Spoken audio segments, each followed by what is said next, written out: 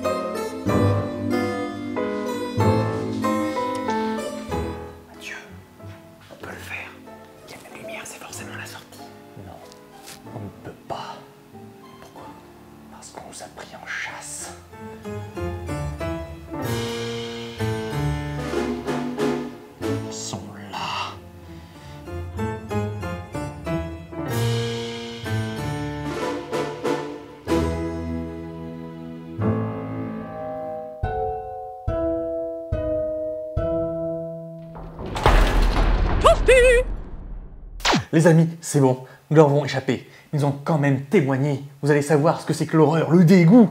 Vous connaissez déjà les films d'horreur. Ben là, c'est pire. C'est les films qu'on ne veut pas voir. Qu'il ne faut pas voir. Mais en tout cas, on est très contents, nous, de vous retrouver. Et oui, dans cette 20e émission VHS, l'émission des films qui sont plus ou moins connus. Effectivement, plus ou moins oubliés. Et plus ou moins méritants d'être oubliés, certains. Certains. Et ceux qu'on va parler aujourd'hui, ils sont plutôt méritants dans un sens. En tout cas, on est très contents de vous retrouver. J'espère que vous avez passé un bel été, que vous avez bien profité du soleil. Et malheureusement, c'est la rentrée. Pour tout le monde. Mais nous, on est contents de faire la rentrée VHS. Bien sûr, nous avons l'occasion de voir des nouveaux films. Exactement. Et on purge un petit peu les trucs pas bons pour aller vers le mieux après. Vers le mieux après, allez. Effectivement. Bon, et bien oui, effectivement, Mathieu, tu nous as lancé un peu la trame des films qu'il ne faut pas voir. Donc pour toi, Mathieu, qu'est-ce que c'est un film qu'il ne faut pas voir? Eh bien, justement, il y a deux types de films qu'il ne faut pas aller voir. On a choisi chacun, par hasard, un film de chaque type, si bien que comme ça, vous allez voir le panel complet. Il y a les films qui ont été ratés alors que leur intention a été ratée. Tout simplement, le réalisateur voulait faire une comédie, il a fait un truc chiant. Il voulait faire un film d'amour, il a fait un truc vulgaire et pas drôle, etc. Ou au contraire, c'est un film que le réalisateur a réussi parce que son but c'était uniquement de choquer, de faire un truc un peu pourri. En gros, le torture porn, c'est le genre. C'est bon, vous en avez vu un. Est-ce que vous avez besoin de voir le reste? Il est encore dans les thématiques à piocher, le genre, mais du coup, je risque d'en parler peut-être un peu aujourd'hui, effectivement. Voilà, donc est-ce que cette définition te convient? Ça me va toujours, Mathieu, tu sais bien que ça me va et je suis très content de te retrouver. Toi, effectivement. Au moins, je veux te revoir. Encore et encore. Bon, en tout cas, écoutez, ne perdons pas de temps parce que autant parler du mal maintenant et comme ça sera vite oublié. Et ce sera le tien. Oh, on commence avec mon film alors. La sélection de Fabien. Et oui, ça y est, on va parler de mon film et pour cette rentrée, je vous envoie du lourd, du très très lourd. Donc tu nous envoies une sorte de Hobbit soviétique, mais j'ai failli choisir celui-là. Oh là là. Je rigole. Ce ne sera pas le Hobbit, mais au contraire, j'aurais préféré revoir 10 fois le Hobbit que revoir celui-là parce qu'il ne m'avait pas manqué. Bon, j'ai longtemps hésité parce que j'ai eu des propositions de pas mal de personnes sur des films qu'il ne faut pas voir, notamment je fais un petit clin d'œil à Gabriel de l'Antre du Cinéma qui m'en a proposé deux, qui effectivement ne sont pas bons du tout, mais me revient toujours en tête un film que j'ai découvert il y a quelques années maintenant, qu'on avait revu avec Mathieu et notamment on a fait un vlog avec Valentin, ouais, c'est ça. Des Chroniques du Cinéphile, n'hésitez pas. Toi tu l'avais eu avant, parce que moi je l'ai découvert à ce moment-là. Je l'ai découvert à ce moment-là, donc on avait fait un vlog déjà dessus, mais j'ai envie de revenir dessus puisque c'est un film, pour moi, c'est le film qui m'a le plus marqué dans le mauvais sens du terme, qui m'a le plus choqué. Et voilà, perdons pas de temps, je vais vous parler de The Human Centipede 2, Full Sequence, c'est le deuxième. Ouais. C'est une trilogie. Alors pour faire court, la trilogie Tom Six. de Tom Six. Donc le Human Centipede 2 il date de 2011. Le premier, je sais plus, c'était peut-être 2 ans avant. Je crois que c'était 2009 ou 2010. ouais, Voilà. effectivement, Et parce le que- dernier est sorti un peu plus en retard avec 3 ou 4 ans d'après, je sais plus. C'est ça. Bref, moi je vais vous parler du 2. C'est une saga qui navigue entre le torture porn, le thriller psychologique, l'horreur et la comédie, pour le Oui. 3.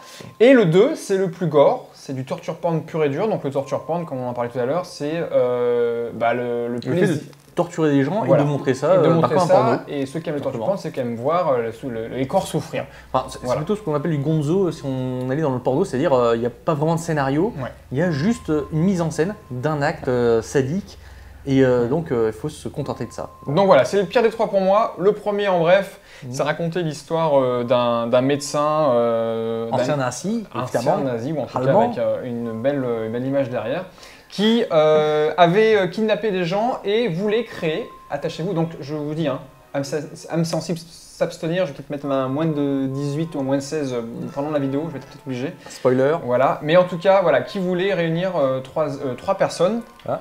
cousues tête à cul, bouche à cul, mais exactement, pour créer un mille pattes humain. Donc Centipède. 3 personnes reliées par un seul Voilà. tube digestif. Donc je vous laisse imaginer la chose qui est complètement horrible. Mais dans le 1, à la limite, pour moi, il y avait quand même une dramaturgie certaine, avec un fond et avec une crédibilité quand même. Le 3, c'était une comédie d'horreur. Donc là, on était dans une prison. Ils voulaient prendre tous les 10 000 prisonniers. pareil, cousus de cette façon-là, pour réduire les coûts. Et De c'était le film dans le film. Et le 2, c'est le film dans le premier film. Donc dans le 2, le premier film existe en tant que film. On suit Martin qui est un gardien de prison, un gardien de parking de nuit, qui Un peu, a une toc-toc. déficience mentale effectivement, abusé sexuellement par son père, on apprend ça, bref, dans une famille très particulière, et qui est tellement fan du film, et notamment de l'actrice principale du film, qui décide de l'enlever. faire pareil, mais dans un garage où même un groupe de rock underground ne ferait pas un concert. Donc pas de la chirurgie surtout. Voilà, un truc très crade, et il va coudre ici de bouche à cul 12 personnes dans le film. Voilà, je l'ai revu, c'est la 3e fois que je le voyais du coup. Ah bah, dis donc. Pour vous dire, je l'ai vu pas loin de l'heure de manger, pour vous dire que ça m'a encore recoupé l'appétit. Alors, pourquoi je ne vous le conseille pas, même si le but c'est quand même de vous donner envie d'y jeter un coup d'œil, ou en tout cas de vous intéresser au projet. Oui. Si vous regardez ce film-là, regardez au moins le 1 avant, en Oui. tout cas, pour qu'il y ait un minimum de sens, parce que ce film n'en a pas. C'est du torture porn pur et dur, il y a du gore, il y a du salace, il n'y a presque pas pour moi de dramaturgie, ou en tout cas de scénario, parce que le scénario c'est juste un mec qui est fan d'une chose et qui veut refaire la même chose. Le pseudo-background du personnage qui est derrière un malaise et en tout cas une histoire familiale plutôt macabre, Ouais. il tient pas la route. Il y a des métaphores qui sont essayées d'être placées. Mais en même temps, est-ce que c'est pas fait exprès que ça ne tient pas la route? Parce que comme on est toujours du point de vue de Martin, qui est un dégénéré mental, Ouais. justement, c'est le trope du narrateur qui n'est pas crédible. Donc, ce que nous montre Martin à travers la caméra, est-ce que c'est pas son délire, ce qu'il a dans la tête, plutôt que la réalité? C'est aussi cette question-là qui se pose. Donc voilà, on avait justifié sur le blog, parce que je l'ai regardé pour savoir ce qu'on avait dit, et mon avis n'a pas trop changé depuis. Tu parlais d'ellipse, ou je sais plus, quelqu'un parlait d'ellipse, comme quoi c'était mal monté, mal coupé. Moi, ça m'a pas choqué, c'est pas ça qui me choque le plus. Il y a quelques ellipses qui sont plutôt bizarres, on se demande s'il n'y a pas eu des coupures de scénario, en tout cas de séquences dans le film. Non, c'est vraiment que c'est du torture porn pur et dur. Moi, ça m'a choqué parce que c'est gore. Pour vous dire, la séquence qui est pour moi une des séquences les plus choquantes du cinéma, c'est une séquence avec un bébé qui meurt, et pour moi, elle est juste horrible cette séquence-là. Elle est gratuite, Elle est un gratuite. pan gratuit. Voilà. Et pour moi, le C'est fait exprès, torture c'est- porn, même si c'est un style de film particulier, que je suis pas forcément amateur à 100%, voilà, quand tu regardes un saut qui en est par exemple, il y a derrière un background Hostel. ou un hostel, effectivement. Le premier en particulier. Dédicace qui avait- à notre prof de scénario qui nous a fait voir Hostel un matin à 9h30, je sais pas si tu te rappelles. Ah non.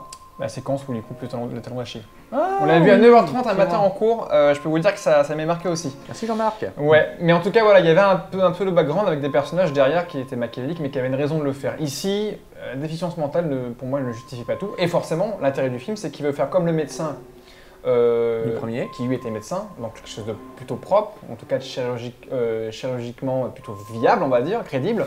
Ici, il fait ça avec 4 couteaux, un marteau, du gaffeur Et voilà, et beaucoup d'huile de coudre. Donc c'est juste horrible. Donc voilà, je vous dis, pour recoudre les gens, il est obligé de casser certains...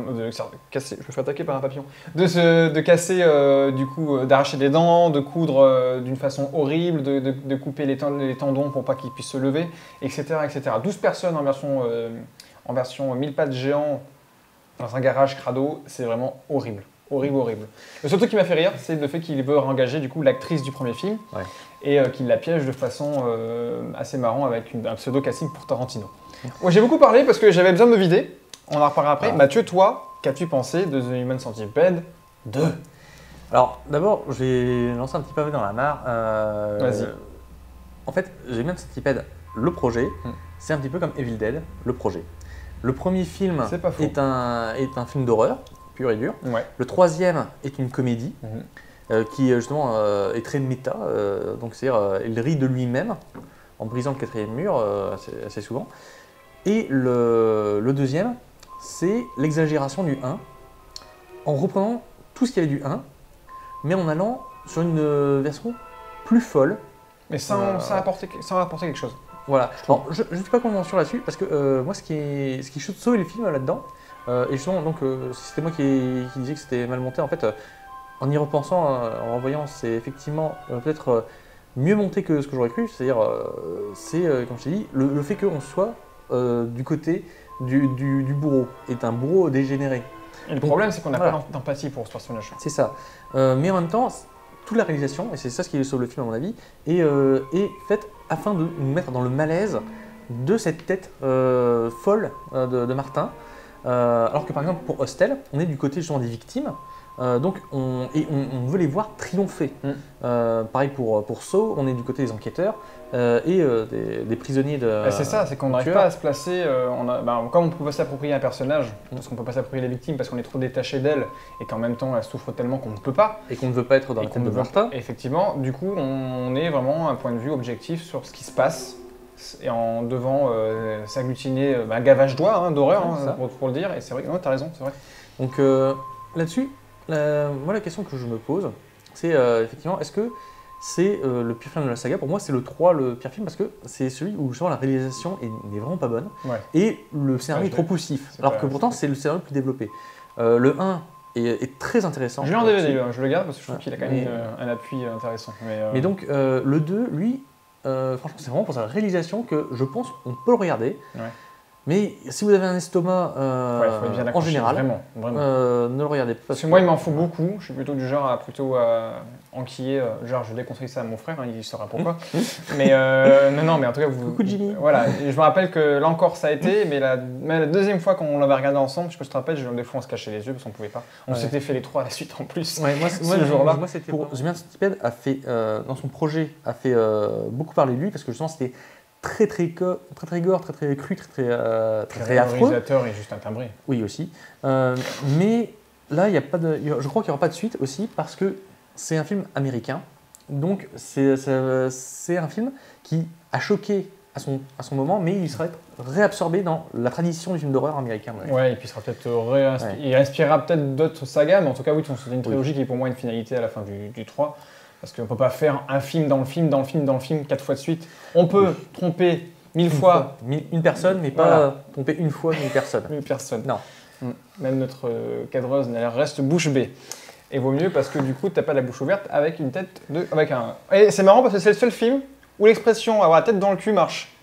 Non, il y a aussi dans Meet the Feebles, toujours de Peter Jackson, tout est lié. Bon, une saga qui est à mettre pas devant les yeux de tout le monde. Vraiment, j'insiste dessus, et notamment le 2, censé vraiment s'abstenir. Voilà, faites pas une soirée pizza bière avant de le regarder. Faites-le avant, largement. Voilà, il m'en restera encore une bonne... On pourrait rester des heures pour dire à quel point on n'aime pas ça. En fait, on peut rester plus de temps à dénigrer le film qu'à regarder le film, tellement on a des trucs à dire là-dessus. On a essayé d'être objectif, j'espère. Bon, très bien. Et écoutez, on va sur une note plus douce, mais totalement maladroite aussi, avec le film de Mathieu. Est-ce vraiment plus doux? Je ne sais pas. 3, 2, 1. La sélection de Mathieu. Eh bien, nous revoici. Donc, pour un autre film qu'il ne faut pas voir. Oui. Mais Mathieu va nous en parler pour qu'on aille le voir. Ou pas. Alors, pourquoi ne pas les voir? Déjà, très simple. True Story Bro. je vais vous raconter comment j'ai découvert ce film-là. Attends, on va même mettre le hashtag. Hashtag True Story Bro. Voilà. Voilà, on le met là. Ma grand-mère, qui est une cinéphile avertie, mais malheureusement aussi abonnée à Télérama, avait vu dans son, je sais plus quel numéro, donc la critique du film qui nous intéresse ici, Le plaisir de chanter, de monsieur Ilan Duran Cohen. Son deuxième film en l'occurrence. Que je ne connaissais pas du tout. Il y avait 2T sur 3, donc c'était marqué que c'était une intrigue croustillante, que c'était un film bien monté, avec des dialogues truculents. Et donc ma grand-mère m'a dit ah Mathieu, ça te dit un petit ciné cet après-midi? Bien sûr, j'adore. Qui refuserait un ciné à sa grand-mère? Personne. Ouais, pour digérer, c'est génial. Gérer. Et donc nous sommes allés au cinéma, et une demi-heure après, ma grand-mère se tourne vers moi et dit Mathieu, je te demande pardon pour t'avoir amené là.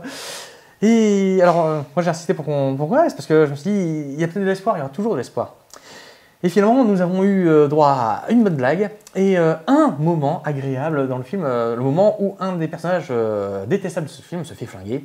Ça fait du bien de le voir crever, ce connard, même s'il a encore 2-3 répliques avant de passer la main gauche. Oui, c'est vrai. Donc, le plaisir de chanter. Le plaisir de chanter de Ilan Duran Cohen. Ouais. Alors, en sachant donc que je vous ai dit, c'est son deuxième film. Son premier film, c'était, je crois, Les Particules élémentaires, toujours avec Laurent Deutsch, qui est donc et joue aussi dans ce film-là. Ça raconte quoi? Alors, juste une chose pour dire, c'est un film dégueulasse à sa façon, parce que le monsieur Ilan Duran Cohen est un vieux cochon, vu qu'il a fait ce film, c'est son deuxième film, mais il l'a fait alors qu'il était déjà pas mal âgé, je crois qu'il avait déjà dans les 55 ans, ouais. Quand il l'a fait. Donc, et montrer du cul comme ça, parce qu'il y a beaucoup de cul, ça fait que le il y a film beaucoup de corps nus, mais de cul au sens... Ouais. Si, il y a du cul, il y a de la foufoune, il y a de la bibite, enfin bref. De quoi ça parle? Là, tel que vous l'avez entendu, normalement ça pourrait être un porno. Ben, c'est quasiment ça, sauf que ça a été interdit seulement au moins de 10 ans, je crois, au moins de 10 ou moins de 12. Moi ça m'a pas excité du tout. Hein. Voilà, tout à fait. C'est pas aussi bien que Water Power, évidemment. On en reparlera un jour.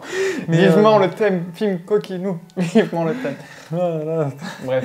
Enfin bref, je ne suis pas aussi impatient, il arrivera un jour. Oui. Mais donc, l'histoire, c'est un mec qui a été tué, un banquier qui a été tué par accident par des espions pour récupérer une clé USB. La clé USB, c'est le MacGuffin du film, c'est-à-dire l'élément, on n'en a rien à foutre, mais il faut le récupérer. Un peu comme dans Lucie. Voilà.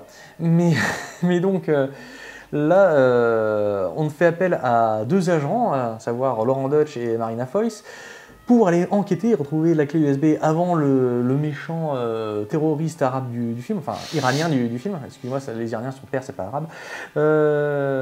Et il se trouve que... Pour cela, ils doivent infiltrer... Ils doivent infiltrer le groupe de chant de la veuve. Et pendant ce temps-là, ils parlent de leur cul. Marina Foïs a le cancer, et enfin, elle a la tronche d'avoir le cancer, et oui. Elle veut avoir un bébé. Laurent Deutsch joue mal. Ça arrive parce que... Il joue mal et surtout il veut que ce film finisse. Surtout. Voilà. Y a Jeanne Balibar qui, comme elle ne joue pas une jument dans Panique au village, et qu'elle ne joue pas non plus dirigée par un bon directeur d'acteur comme dans Barbara de Mathieu Amalric, joue comme peut faire Jeanne Balibar, c'est-à-dire très mal. Et même Marina Foïs, voilà. Malheureusement, ne joue pas bien. Elle prend pas de balle, alors qu'à un moment, on lui menace de lui tirer dans la gorge, qu'elle crève lentement et de manière dégueulasse, et on le fait pas. Pourquoi? C'est pas juste, hein? C'est dégueulasse. Enfin bref, donc, ce film, pourquoi est-ce que c'est un film qu'il ne faut pas voir? C'est parce que c'est un film qui voulait être une comédie d'espionnage. Je veux dire, ouais, c'est Barbouze moins 10 000. Les Barbouzes de George Lautner, ça par contre, allez le voir, c'est moins bon que les Tonton Flingueurs, mais c'est très bon, j'entends ma cassette. Enfin bref, ce film-là n'est pas drôle, n'est pas plaisant, des dialogues lourds et pompeux. Et pourquoi avoir choisi celui-ci précisément, du fait de l'anecdote de ta grand-mère qui est très drôle, effectivement? Hein, pourquoi celui-là plus qu'un autre? C'est le film que je déteste le plus. Alors, c'est pas le pire film, c'est pas le naveton ultime, mais c'est le film, quand j'étais là, j'étais tout le temps consterné. Au moins, moi j'adore les nanars, donc quand je vois un truc complètement con, j'aime voir ça. C'est un film raté, c'est un projet. Quand je vois un navet, je peux au moins trouver des trucs rigolos. Par exemple, pour un thème que je t'ai proposé, le film avec un seul élément intéressant, ça sera celui-là que je te montrerai, et on va voir si tu arrives à trouver lequel je parle. Donc, ce truc-là n'a rien. En fait, c'est à peine filmé, c'est mal pensé, c'est pas bien écrit, les dialogues sont pitoyables, de pompeux, je veux dire. C'est digne d'un épisode de South Park. Celui où c'est Snowfog, si je me souviens bien, le nom de l'épisode de South Park, où les gens, les bobos de San Francisco adorent se renifler l'épée. Là, c'est pareil. On a l'impression d'avoir un auteur qui se dit « Oh, je vais faire du théâtre filmé, ce sera beau, ce sera grandiose, ce sera dramatique. » Et non, voilà. Je te donne mon avis du coup. Oui, s'il te plaît. Ton avis, donne-moi ton avis, pitié. Quand tu m'as envoyé le titre, j'ai fait oh, il a dû se tromper de thème. Peut-être chanter, moi qui aime bien chanter, je lui savais un truc sympa. Non, effectivement. Je vais pas dire que je me suis fait chier devant le film. Quand je l'ai regardé, effectivement, j'ai vu Laurent Dodge faire une fois, j'ai fait ah ouais, à ce point-là, il va être mauvais ce film. Et ouais, ouais, c'est pas bon. Tu les aimes pas toi Si, j'adore Marina Foïs. Laurent Dodge, je suis pas un gros fan, mais effectivement, il joue pas bien dans ce film. Et même Marina Foïs, elle cabotine, elle est obligée de rester sur elle-même pour que ça soit crédible, entre guillemets. Non, en fait, ce film, il a pas d'âme, parce qu'il y a pas... Non, mais il a pas d'âme dans le sens où il n'a pas l'intérêt à être regardé parce qu'il se passe rien, ou en tout cas que des trucs chiants. Le duo des personnages principaux du coup se tourne autour pendant tout le film et il y a un retournement de veste à la fin qui est simplement ridicule. Non, tous les acteurs ont l'impression de ne pas vouloir faire le film vraiment, le font parce qu'il faut le faire, mais en même temps, en fait, ça souffre limite de ce que pourrait être un projet d'école. Oui. C'est que c'est fait, ok, c'est plutôt bien tourné, enfin, c'est plutôt proprement réalisé, mais derrière, il n'y a rien, quoi. Donc, du coup, non, c'est pas bon, c'est médiocre, c'est pas intéressant, c'est même pas ce qu'il ne faut pas faire, c'est ce qu'il ne faut même pas envisager ou de penser à faire. J'ai l'impression que le réalisateur a filmé ce qu'il voyait de la scène quand il l'a imaginé la première fois. Ouais. Donc il n'y a rien derrière, il n'y a pas de travail, il n'y a pas de construction. Dans chaque séquence, vraiment chaque séquence, d'un point A à un point B, chaque personnage doit avoir un objectif. Là, il n'y en a pas. Ça tourne en rond. Ouais, on s'embête quoi. Voilà. On s'embête clairement. Et puis bon, c'est hyper vulgaire. Je veux dire, j'ai vu des pornos qui étaient quand même plus décents. Moi, je l'aurais pas mis en porno. C'est vrai que quand j'ai regardé sur Allociné, j'ai vu comédie, j'ai fait ah ouais, bah putain, ils se sont trompés. Soit Allociné s'est trompé de genre, soit le réalisateur a chié dans la colle. Voilà. Et effectivement, il a chié dans la colle. Mais je veux dire, moi, ce qui m'avait choqué, alors toi, tu l'as pas vu, mais à un moment, il y a une scène de fellation. Bah si, je l'ai vu, mais moi, j'ai pas vu la même chose que toi. Ah bah moi, je vois le petit bout du gros mec poilu, de l'ours avec un S, pénis. Mais enfin bref, comme la caméra bouge un petit peu, donc il y a le petit bout qui sort. Ouais, mais moi je voyais pas le préservatif, je voyais pas ce que l'écureuil voulait quoi. Le gland.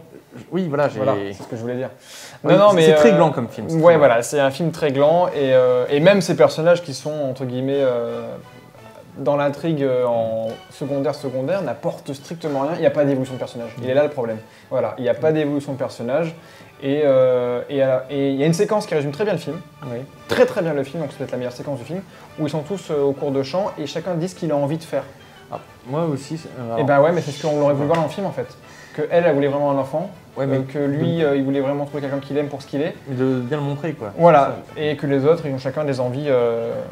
Ouais, c'est chiant. Hein. Perso, moi, le moment qui résume le mieux le film, c'est quand le personnage du gigolo montre son cul à Marina Foïs en disant vas-y, fouille-moi, baise-moi, j'ai joué dans un porno.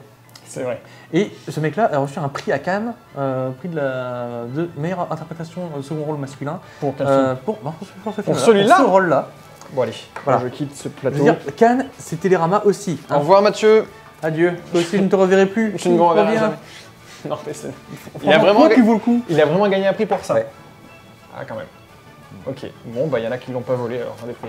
Ah, si, il l'a volé. Mais... Non, mais si lui, il a gagné ça, il y en a qui ont gagné des prix qui le méritent, du coup, largement.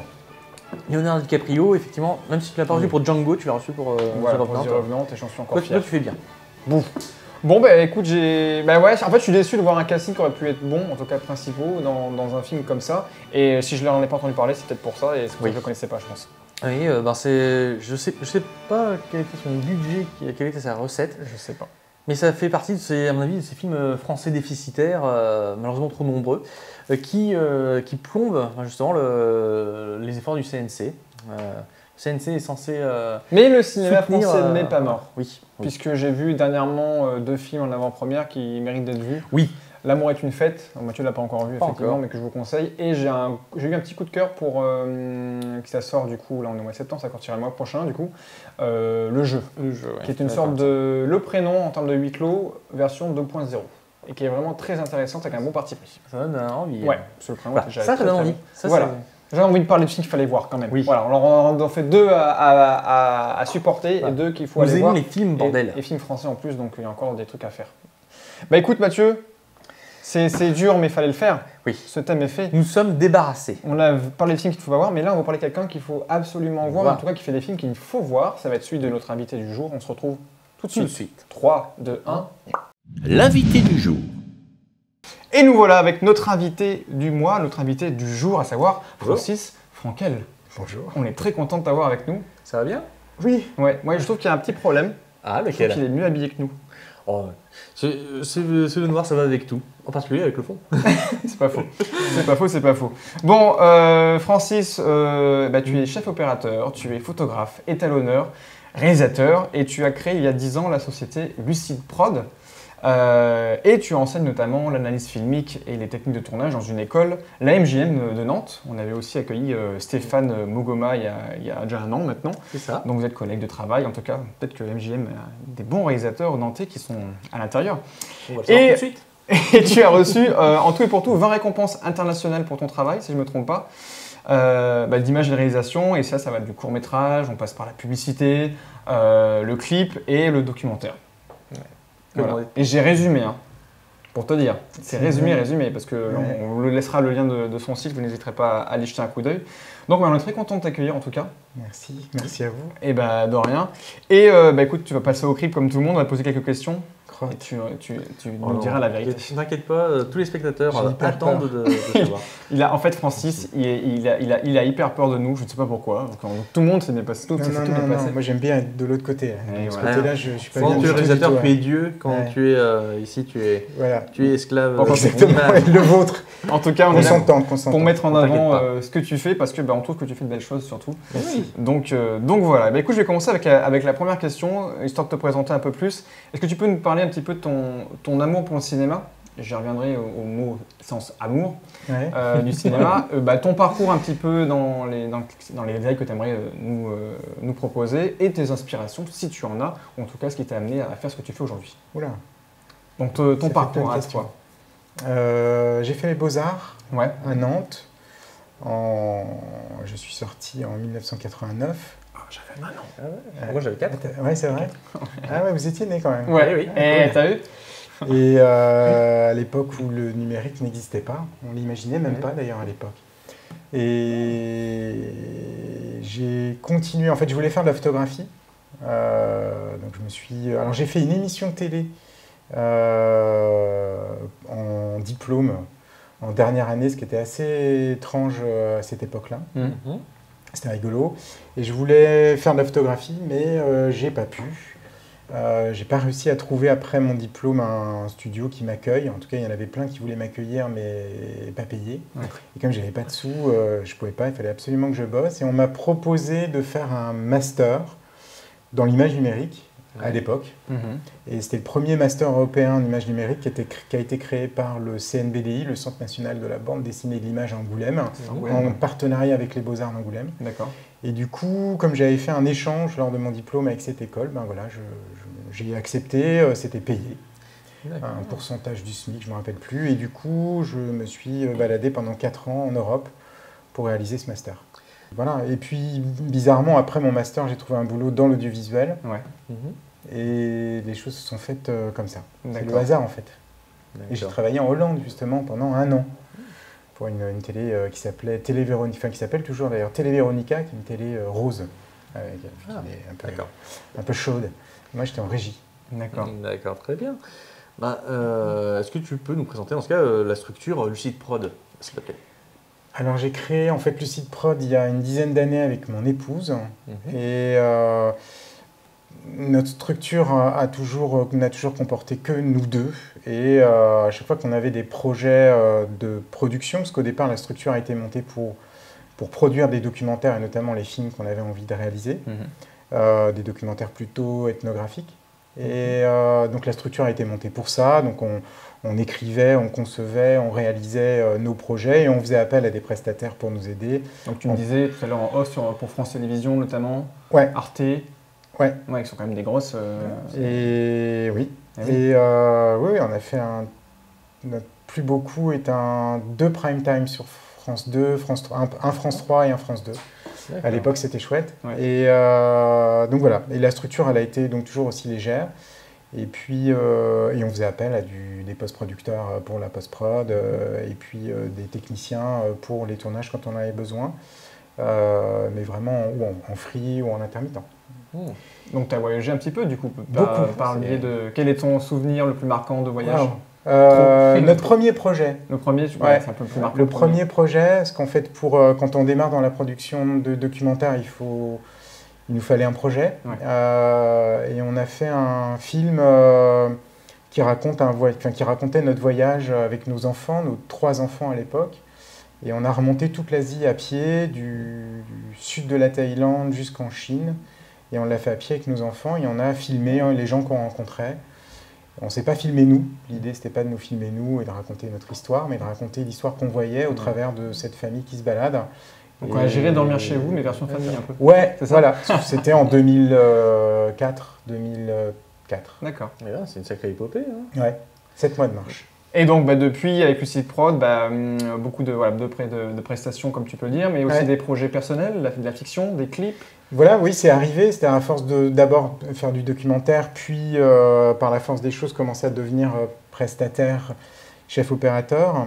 Parce que la photographie étant ma formation, Ben ouais, forcément. et une formation en plus, on va dire, très classique, puisque à l'époque de l'argentique, donc ce qui veut dire que je n'ai pas de nécessité absolue d'avoir un moniteur pour travailler. Je suis appris à travailler à la cellule. Voilà. Donc j'ai commencé comme chef opérateur. Et du coup, j'ai commencé à travailler pour d'autres, à la fois d'abord dans le documentaire, et puis ensuite dans la fiction. Et j'ai fait le premier film de Jonathan Musset à Nantes en 2012, qui était pour moi pour Nantes, oui. Ouais, bah oui, qui avait distribué en DVD et tout partout dans les bacs sur la région. C'est ça. C'est Je vrai. me rappelle très très bien. Ouais. C'est vrai. Et donc du coup, j'avais fait son premier film, qui était pour moi mon premier long, D'accord. en tant que chef-op, en 2012. Très bien. Bah, on mettra en tout cas le lien, ou on mettra tout ça dans la description. N'hésitez pas à aller jeter un coup d'œil. On mettra aussi le lien vers mon vlog. J'ai fait une critique. Parfait. Très positive. On met... Enfin, pas positive, mais réaliste. Enfin, voilà, parce que le film n'était pas sans défaut, mais parce que c'était un film financé, mais tout petit budget, vraiment. Mais Un c'était film, quand même, mais c'était un film. Ouais, ta critique était très Et ben, volontaire. on la mettra aussi, Mathieu, bien sûr, avec plaisir. Voilà. Avec Donc, plaisir. du bon travail et surtout quelque chose de neuf. Donc premier c'est long, rare, c'était ça. un long, tu m'as dit? Ouais, c'était un Premier- long, premier long, ouais. et après, si on navigue sur ton site internet, on voit que tu en as fait pas mal depuis, des cours, Ouais. un peu de clips aussi, qui sont aussi dans l'esthétique totalement. Et c'est vrai que moi, ce qui m'a accroché les premières fois que j'ai vu des projets à toi, c'est ce côté de l'esthétique, lié aussi beaucoup avec tu mets des choix précis pour la musique aussi. Je pense que tu as un mélomane peut-être en Oui. dehors, Oui. et on sent vraiment que tu aimes bien embrasser la musique avec l'image. Oui. Et t'es un peu le Winning Refn nantais, tu vois, en termes d'esthétique. Je trouve. Waouh. Je Bon, trouve. bah, je vais y aller. Non, mais il y a vraiment. Critique très positive lui aussi. Il y a on va vraiment, le mettre. non, il y a vraiment un côté, moi, ce qui m'a heurté le plus la première fois, c'est vraiment l'image, quoi, qui est accrocheur, et parce que, Mais ouais, dans le moyen métrage que j'ai fait, qui a le mieux fonctionné, qui est mon dernier film d'ailleurs, donc qui est, vas-y, important. cite-le-nous. Ne reviens pas du Ouais. paradis. J'ai eu une sélection qui m'avait surpris. Et j'avais reçu un mail, j'étais sélectionné dans un festival qui traitait du court-métrage et de la musique en fait. Enfin, du cinéma et de la musique. J'avais été super surpris. Mais ouais, Non, mais c'est ça, vrai. ça, la musique ça, c'est ça, super ça, ça. important et souvent j'écoute en boucle de la musique quand je travaille sur mes projets. Ah, Toujours je la suis un peu même. pareil, j'aime bien écouter beaucoup de musique, Voilà. surtout musique de film, d'ambiance qui te donne des idées des fois. J'ai un morceau que j'écoute, voilà, qui m'inspire ou que je trouve collé, que je vais pas nécessairement mettre dans le film parce que j'ai peut-être pas les moyens Mais de me qui le me payer. donne l'ambiance de la Et séquence. ouais, que je fais écouter aux comédiens. Ouais. Et voilà, donc la musique c'est super important. Ouais. Bon, tu vois, je l'ai ressenti parce que je trouve Ouais. que ça se ressent vraiment, ça transpire en tout cas Ouais, à ce niveau-là. c'est En clair. tout cas, donc, tout type de projet, et aussi tout type de poste que tu occupes. C'est très éclectique. Mais dans ce cas, est-ce que tu peux nous dire quelle serait la partie que tu préfères dans le processus de création d'un film? Il y en a deux, je crois. Le générique. Faire le générique. Non, je rigole. non, j'en ai jamais fait, mais sinon les miens. Mais non, le tournage. Enfin, j'aime le tournage parce que j'aime l'émotion qui se passe sur un tournage. Quel que soit le poste, d'ailleurs, que je sois chef-op avec le réalisateur, la collaboration avec le réal, c'est un moment chouette, voir toute l'émotion, le stress, l'angoisse. Et ça, c'est chouette. Et puis, voilà, être dans le feu de l'action. Et puis, ouais, la réal. Hein. Être chef-op, j'aime bien la collaboration avec le réalisateur. Ça, c'est vraiment quelque chose que j'aime. J'aime un mec qui me raconte son histoire, qui la vit à fond, qui me raconte son univers, et il faut que j'essaye de le traduire, que ce soit du doc ou même de la pub. Voilà, je trouve ça vraiment c'est chouette. Il y a un aspect technique et très sensible. Bah écoute, en regardant ta filmographie, moi je me suis rendu compte, alors c'était que ma vision personnelle, je ne sais pas si Mathieu la partage d'ailleurs, je trouve qu'il y a des thématiques qui reviennent souvent, comme l'amour, l'espoir, le fantasme et surtout la perte de l'être en tout point. Alors est-ce que c'est voulu vraiment ces thématiques, parce que tu aimes les aborder, tu aimes les traiter, ou il y a un côté d'inconscient derrière ces projets? Même ça part nécessairement de l'inconscient, mais l'inconscient nous ramène toujours à ce qu'on est finalement. Donc oui. Ouais, je suis un mec, je fais des films tristes. Je suis fondamentalement pas triste. Je regarde la caméra. Ouais. Non, mais de toute façon. Non, je suis pas un mec triste, mais c'est bizarre. Je fais des films, parce que j'aime avoir des émotions au cinéma. Voilà, je suis pas, ouais, j'aime bien pleurer. Moi, je suis un bon client des films. Je regarde un dessin animé, je pleure. Au revoir là-haut, ça m'a fait pleurer. Voilà, donc j'aime faire des films avec des émotions fortes. Voilà, et des émotions. Voilà, je fais des films tristes. Alors la perte, oui. Parce que à partir du moment où j'ai des enfants, et quand j'ai eu des enfants, je me suis rendu compte que c'était à la fois c'est une joie immense et à la fois c'est un truc terrible qui commence. On a peur tout le temps. On a peur pour eux. Et du coup, je trouve, voilà, c'est quelque chose qui est le projet de long métrage que j'ai en ce moment, que je traîne depuis des années. Tout à l'heure, mais oui. Il parle d'un couple qui perd un enfant. Et ben, je serai client, encore une fois. mais c'est tout. Mais par contre, il sera pas triste. Il sera très. Moi, tu vois, c'est pareil, j'aime beaucoup les émotions. J'aime beaucoup ressentir les émotions, c'est pour ça que j'aime le cinéma et que j'aime tous les genres, parce que j'aime ressentir différentes choses. Mais moi, tu vois, c'est pas forcément, je trouve qu'il y a une tristitude dans tes projets. C'est que c'est touchant. Et touchant, ça peut être autant avoir une peine de cœur sur le moment, une peine d'émotion, comme sentir un moment d'espoir, une petite étincelle, quelque chose qui fait que... Est-ce que tu peux nous parler justement de ton prochain défi artistique, prochain next level? Long métrage que tu nous as cité tout à l'heure. Voilà, oui. Cristal bleu. Ouais. Non, j'ai des challenges plus proches, qui sont moins élevés.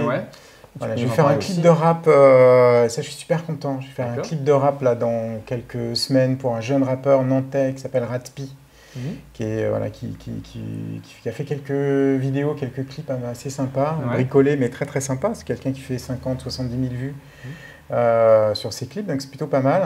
Et voilà, et ça m'amuse beaucoup en réal. Et donc c'est sympa. Donc voilà, ça c'est un projet qui arrive et que je suis en prépa là, en ce moment. Non, mon long métrage, ça traîne depuis, on va être dans la 3e année. Alors il y a depuis quelques semaines un nouvel espoir qui s'ouvre en termes de production. Pardon. Juste, il fallait que je la fasse. Un nouvel espoir. Donc là c'est un script que j'ai écrit, parce que j'ai vraiment compris dans les projets que j'ai fait auparavant. Que autant au niveau de l'image, je me sens plutôt à l'aise, autant au niveau du script, j'ai beaucoup de voilà, je sais pas mon. Tu peux nous pitcher peut-être de quoi ça pourrait parler? Cristal bleu. Ouais. Est-ce qu'on a le droit? Oui, c'est un road movie avec Fleur Monaroul et Johan Morio qui joue dans Ne reviens pas du paradis. Et donc qui avaient les 2 premiers rôles, les 2 rôles principaux dans Ne reviens pas du paradis et qui ont les 2 rôles principaux dans Cristal bleu. Et donc l'idée, c'est un couple donc c'est un road movie. Un couple a perdu son enfant. On découvre cet élément-là uniquement à la moitié du film. Et ce couple, cette disparition va faire exploser le couple. Le mari va disparaître, il va fuir. Et il va fuir sans laisser d'adresse du jour au lendemain. Et le film démarre 3 ans après. La femme du couple a retrouvé en fait son mari qui se cache au Maroc dans une médina à Essaouira. Et au travers d'un enquêteur privé qui pendant 3 ans l'a cherché, l'a trouvé là, et elle va faire le trajet entre Casablanca et Essaouira. Et ce trajet va durer tout le film, il va durer 24 heures. Le film dure 24 heures, enfin va s'étaler sur 24 heures. Et c'est 24 heures de ce périple en montage alterné, parallèle, avec la vie de son mari qui se cache et qui prend une drogue qui s'appelle le cristal bleu dans les Médinas. Voilà.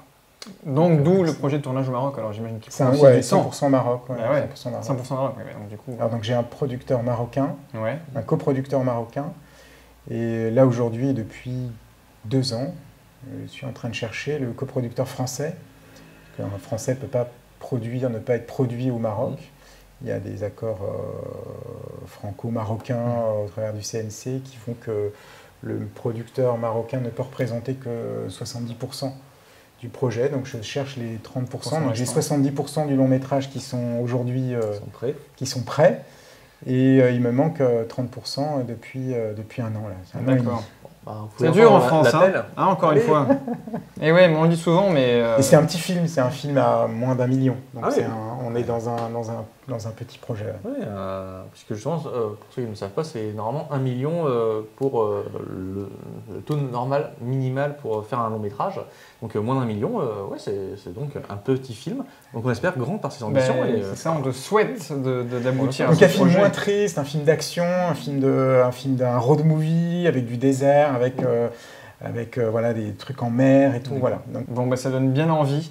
En tout cas, pour vous donner encore plus envie, n'hésitez pas à aller voir le lien du site de Francis que nous mettez dans la description. N'hésitez pas à aller voir. On mettra l'analyse du film que nous parlions aussi tout à l'heure, Mathieu et Francis. Et puis voilà, en tout cas, on te remercie beaucoup d'être venu avec nous. C'est déjà d'être fini. venu nous voir. Oui, bah ouais, t'as vu, c'est bien passé. Douloureux. Ouais, je pensais que c'était plus dur que ça. Ça y est, il peut décompresser. Tout est doux ici. Tout est doux, tout va bien. Regarde, en plus, c'est rare, on va le dire en direct, c'est pas tous les jours qu'on reprend pas une question qu'on reprend pas. Regarde, tout a été de fil blanc, c'est incroyable. C'est super beau. C'est incroyable. Donc on te remercie, tout va bien. C'est moi. D'être venu nous parler de tes projets. Attention, parce que là, tu nous remercies, mais ce n'est pas encore fini complètement pour toi. Ouais. Parce que là arrive vas être, l'épreuve finale. On pioche, tu sais, bien le thème du mois prochain. Il m'avait pas dit. Et on te l'a pas dit. Dans le chapeau. Et ouais, donc un thème à piocher. Notre chapeau magique à nous. Qui sera du coup le thème du mois Allez. d'octobre. October thème, on va dire. Que ta main innocente Oui. amène le destin. Et destin. Pas très Alors, pas un innocente. film qui fait pleurer, hein. Ah, non, On l'a non, déjà non, eu, non, on a déjà eu le non. drame. Ah oui, C'est ça. pas ça. Ah non, carrément, c'est bien. Ah. Film coquinou. Ah Oh, bah ça y est, il est Enfin. heureux, il est heureux. Enfin. Oh oui, C'est ça ce qu'il voulait parce que depuis j'ai un longtemps. film qui est en réserve depuis. Genre, Je triche pas. Non, il triche pas. Je le fais depuis déjà 4-5 émissions. Je titille, je spoil un petit peu.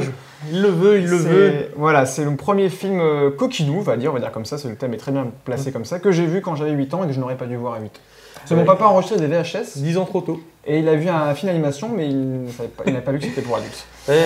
Voilà. Moi, j'ai eu la Donc même je ne chose le dis parce pas, je te que dirai en les off et courts-métrages. tu D'accord. verras. Et Mathieu, tu l'as aussi, je crois que tu l'avais déjà. Alors prévu celui-là, en non, tête. je ne l'ai pas vu, mais moi j'ai déjà un film aussi en tête, Coquinou. qui est un film Coquinou, normalement qui est un film plus que coquin au départ, Ah ouais. mais qui est sa version Coquinou. Bon, attention, parce que sinon on va se faire jarter par YouTube, faut qu'on fasse.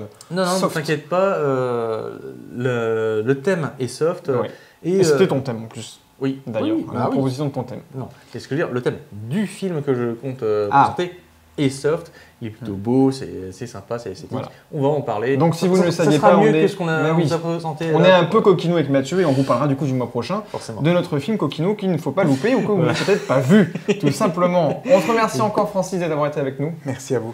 Merci beaucoup. On se retrouve du coup le mois prochain. N'hésitez pas à nous suivre sur la page Facebook, la page YouTube, pardon. Oui. Je vais y arriver. Et puis bah tiens, le mot de la fin, Mathieu, encore une fois, moi j'aime bien tes mots de fin. Ah bah, vive Mon Studio TV, la nouvelle version de TV Rosé. Le TV Rosé. Et voilà. À très vite. 3, 2, 1. Ciao.